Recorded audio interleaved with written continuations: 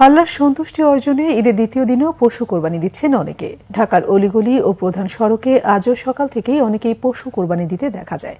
ঈদের প্রথম দিনে পেশাদার কসাইয়ের অভাবসহ নানা কারণে যারা কোরবানি দিতে পারেননি তারাই মূলত দ্বিতীয় দিনে কোরবানি দিচ্ছেন।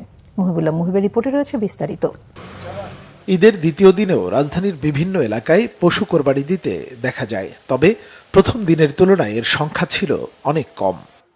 দ্বিতীয় দিন দিচ্ছি হলো আমাদের কষায় আসার কথা, কষায় আসে নাই, দুইবার ডেট দিয়েও আসে নাই, এর জন্য আজকে দ্বিতীয় দিন দিচ্ছি। কষায়ের ডিমান্ড ঈদের প্রথম দিন 1000-100 টাকা করে, কেউ কেউ আবার 150 টাকা হয়। গরু যদি আপনার বড় হয় সেক্ষেত্রে কিছু টাকা কনসিডার করে। আর ঈদের পরের দিন দিলে তারপরে আপনার 1080 টাকা, 70 টাকা থেকে 50 টাকা পর্যন্ত দেওয়া যায়। কেউ কেউ পারিবারিক ঐতিহ্যের কারণে, আবার অনেকে পেশাদার কসাই না পাওয়ায় ঈদের দ্বিতীয় দিনে কোরবানি দেন। এটা আমাদের ঐতিহ্য, আমরা আজীবনে ঈদের পরের দিন দিয়ে যাচ্ছি। আমার বাবাও দিয়ে গেছিলো, আমরা দিয়ে যাচ্ছি।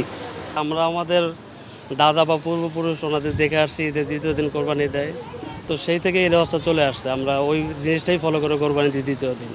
কোরবানির জন্য এবার নির্ধারিত জায়গা না থাকায় রাস্তা ও অলিগলিতেই কোরবানি দিয়েছেন ঢাকাবাসী।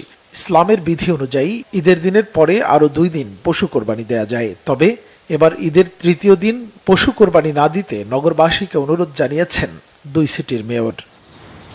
মুহিবুল্লাহ মুহিব, বাংলা ভিশন, ঢাকা।